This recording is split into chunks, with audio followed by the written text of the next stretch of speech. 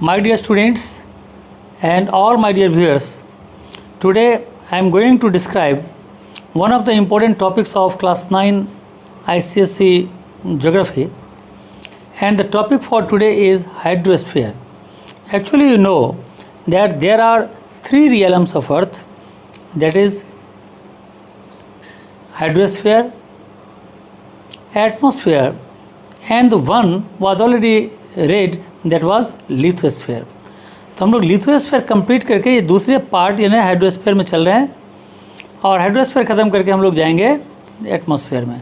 तो हाइड्रोस्फीयर का क्या मतलब होता है, यानी यहाँ पर हम लोग वाटर बॉडीज़ के बारे में पढ़ेंगे.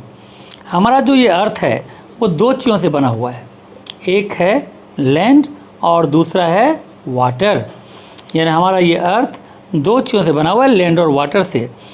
और जितनी भी वाटर बॉडीज़ है, चाहे वो सीज है, ओशंस है, रिवर्स है, पॉन्ड्स है, लेक्स है, ये सब मिलाकर पूरे अर्थ का 71% कवर कर लेता है. और अर्थ का ये 71% जो वाटर से ढका हुआ है, पानी से भरा हुआ है, उसे हम कहते हैं hydrosphere. Oceans largest water bodies है. पूरी पृथ्वी पर जितना वाटर अवेलेबल है उसका 97% वाटर सिर्फ सीज एंड ओशन ही कवर कर देता है. बाकी 3% जो है वही ड्रिंकिंग वाटर बचता है, जिसमें हम लोग कह सकते हैं कि लेक्स है या पॉन्ड्स है या वेल्स है. सो इस तरह से जितने भी हमारे यानी सीज एंड ओशंस हैं वो टोटल अवेलेबल वाटर का 97% ये कवर कर लेता है, और पूरी पृथ्वी का 71% जो है वो वाटर बॉडी से कवर्ड है. The continents are the very huge land mass, जिसमें जितने भी हमारे 7 कॉन्टिनेंट्स हैं वो सब मिलाकर 29% एरिया को कवर करता है. तो अगर हम देखें तो हाइड्रोस्फीयर का जो मीनिंग है, हमने ये देखा कि पूरे अर्थ पर लगभग 2/3 हिस्से में, और अगर एक्चुअली कहें पर्टिकुलर तो 71% जो हिस्सा है अर्थ का वो वाटर से ढका हुआ है, और 29% जो है वो कॉन्टिनेंट्स है यानी लैंड मास है.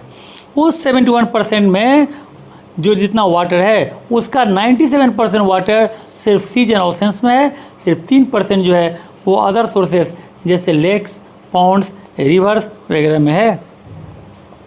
तो ये हो गया हाइड्रोस्फीयर का एक तरह से मीनिंग, जो हमने देखा कि water bodies present on the earth is called hydrosphere. सीधा अब इसके बाद हम लोग चलते हैं ओशंस के ऊपर. ओशंस इसके बारे में लोग पढ़ रहे हैं. ओशंस में जैसा हमने कहा कि पूरे वाटर जितने अवेलेबल हैं उसका 97%, या जितना भी वाटर हमारे पास है उसका 70% उसका 70% यानी 140 मिलियन स्क्वायर माइल्स जो है वो लगभग क्या है वो गिरा हुआ है वाटर से, यानी 3/4. And the regular movement of the oceans का जो रेगुलर मूवमेंट होता है वो दो तरह का होता है.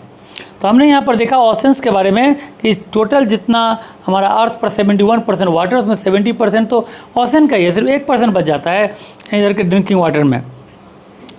तो अब इसकी क्योंकि ओशन और का जो वाटर है, ओशन वाटर तो लोग पी नहीं सकता, वो सॉल्टी होता है, तो सिर्फ 1% वाटर है अर्थ पर जो ड्रिंकेबल वाटर है जिसको इंसान यूज़ करता है. इसके अलावा हम लोग देखें तो अर्थ का सी वेव्स का यानी ओशन करंट का जो मूवमेंट होता है वो दो टाइप का होता है. एक होता है हॉरिजेंटल और दूसरा होता है वर्टिकल. एक होता है हॉरिजेंटल और दूसरा होता है वर्टिकल. तो ये मूवमेंट क्यों होता है?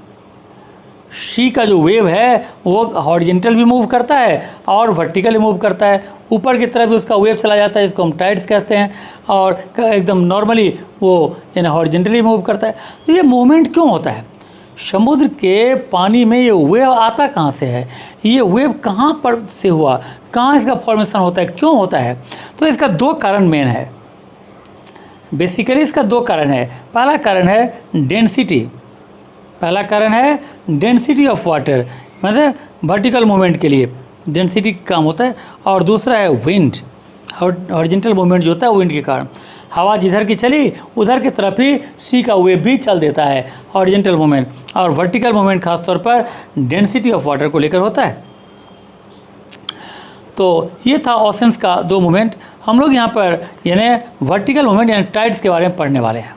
तो हम टाइड्स पर आते हैं। यहाँ पर टाइड्स क्या है? अगर टाइड्स का डेफिनेशन बोला जाए तो टाइड्स को हम कैसे डिफाइन कर सकते हैं? Tides are the alternate rise and fall of the surface ocean water twice in about 24 hours. 24 घंटे में 2 बार अल्टरनेट राइज एंड फॉल होना वाटर का अचानक राइज करना फिर फॉल करना, फिर राइज करना फिर फॉल करना, ये घटना जो होती है उसको हम टाइड्स कहते हैं। It is a regular rhythmic motion, एकदम रेगुलर होता है, रिदम में होता है, एंड जिसके कारण resulting from the gravitational attraction exerted upon the earth by the sun and the moon। और ये जो वेव उठता है, ये जो टाइड्स आता है समुद्र में, ये किसके कारण आता है? ये समुद्र का पानी इतना ऊपर जाता है, फिर नीचे गिरता है, फिर ऊपर जाता है, नीचे गिरता है, इट इज कॉल्ड टाइड्स। लेकिन ये टाइड्स का कारण क्या है? इस टाइड्स का 2 कारण है, एक है सन और दूसरा है मून। सन और मून का जो एट्रैक्शन फोर्स है, जो ग्रेविटेशनल फोर्स है, उसको हम वही मेन कारण है टाइड्स उठने का। तो हम लोग यहाँ पर देखेंगे कि टाइड्स का फॉर्मेशन कैसे होता है। Now we are coming to the formation of tides. Tides और कॉज, जैसे हमने भी कहा कि टाइड्स का मेन कॉज है gravitational pull of the moon, moon का ग्रेविटेशनल फोर्स। वैसे तो सन का भी नाम मैंने लिया है, मून और सन दोनों का, और कह सकते हैं, लेकिन मून ज़्यादा वाइटल रोल प्ले करता है क्योंकि मून अर्थ के नज़दीक में है, इसलिए इसका ग्रेविटेशनल फोर्स ज़्यादा होता है। और सन इतना दूर है कि उसका ग्रेविटेशनल फोर्स ज़्यादा यहाँ पर नहीं आता। तो जितना भी टाइड्स उठता है उसमें मून का बहुत मेजर रोल है। So moon and some extent of the sun, so which is very far from the earth. तो मून का ज़्यादा इम्पैक्ट होता है, मून का ग्रेविटेशनल फोर्स के कारण ही वो क्या करता है, तो ओशन का जो वाटर है उसको अपनी तरफ अट्रैक्ट करता है और फिर ऊपर की तरफ जाता है। लेकिन उसमें उतना पावर नहीं है कि उसको ऊपर मून तक लेकर चला जाए, तो क्या करता है, फिर फॉल कर जाता है, फिर राइज करता है, इस तरह चलता रहता है। दूसरा है द मून, वैसे तो अर्थ के बिल्कुल नज़दीक है, लेकिन इसका ग्रेविटेशनल फोर्स जो है वो काफ़ी ज़्यादा एग्जर्ट होता है अर्थ पर। जहाँ तक as the moon rises later each day, हर एक दिन मून कब उगता है? मून को जब हम रात में देखते हैं तो आज जितना बजे मून उगा है, नेक्स्ट डे उसके 50 मिनट बाद उगेगा। हर एक दिन मून के राइजिंग टाइम में 50 मिनट का डिफरेंस होता है। तो जितना 50 मिनट का डिफरेंस होता है मून के राइजिंग टाइम में, उतना ही प्रत्येक दिन टाइड्स के आने में भी डिफरेंस होता है। टाइड्स के आने में भी वो डिफरेंस साफ साफ देखा जा सकता है। So, as the moon rises later each day by about 50 minutes than the day before, high tides occur later each day। तो हाई टाइड्स आज जितना बजे हुआ है उसके बाद नेक्स्ट डे होगा। Naturally the water of the earth nearest to the moon will be pulled by the moon's gravitational force. तो क्या होता है कि जो अर्थ का वाटर मून के बिल्कुल नज़दीक है, मून उसको क्या करती है, अपने ग्रेविटेशनल फोर्स से अपनी तरफ पुल करती है और वही टाइड्स कहलाता है। तो यहाँ पर हमने देखा कि टाइड्स का जो मेन कॉज है उसमें हमने यहाँ पर 2-3 कॉज देखा, और ख़ास तौर पर पहला कॉज देखा यानी जो मून का ग्रेविटेशनल फोर्स है उसके कारण। इसके अलावा हमने यहाँ पर देखा कि किस तरह यानी मून छोटा साइज होने के बावजूद भी कितना ज़्यादा इसका अट्रैक्शन फोर्स होता है और ये कितना इंटरवल पर हर एक दिन डिफ़र करता है, वो भी हमने देखा। और तो ये इसका मेन पैटर्न है। तो इस तरह से हमने यहाँ पर इसके अदर पार्ट्स को यहाँ पर डिस्क्राइब किया। इसके बाद जो यहाँ पर पार्ट आता है वो है पैटर्न ऑफ टाइड्स। टाइड्स का पैटर्न क्या है? Tides move in a great wave around the earth following the movement of the moon, except where the presence of the land stops them। Tides strike the coast interval of 12 hours 26 minutes। यानी ये tides समुद्र के किनारे को touch करता है प्रत्येक दिन लगभग 12 घंटा 26 मिनट के इंटरवल पर।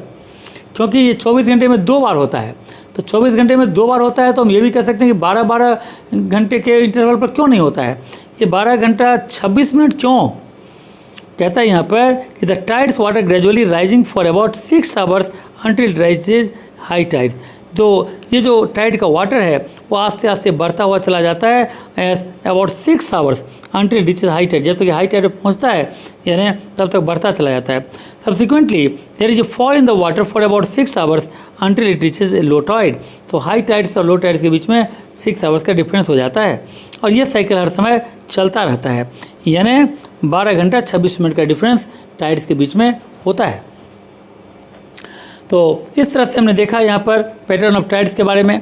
अब इसके बाद टाइड्स के ऊपर और भी बहुत सारे क्वेश्चंस यहाँ पर आ सकते हैं, तो लेकिन इस वीडियो को हम लोग यहीं पर ख़त्म करेंगे। टाइड्स से रिलेटेड दूसरा पार्ट जो है यानी उसको हम लोग इसके बाद वाला में देखेंगे। सो यहाँ पर हमने अभी तक देखा कि टाइड्स का पैटर्न क्या है, इसके अलावा देखा कि टाइड्स का फॉर्मेशन कैसे होता है, टाइड्स क्या चीज़ होता है, हाइड्रोस्फीयर क्या चीज़ है, तो इन सब चीज़ों के बारे में डिस्क्राइब किया और इसके बाद वाले पैटर्न को मैंने बाद वाली चीज़ों को हम लोग इसके नेक्स्ट वीडियो में डिस्क्राइब करेंगे। So okay, thank you and God bless you.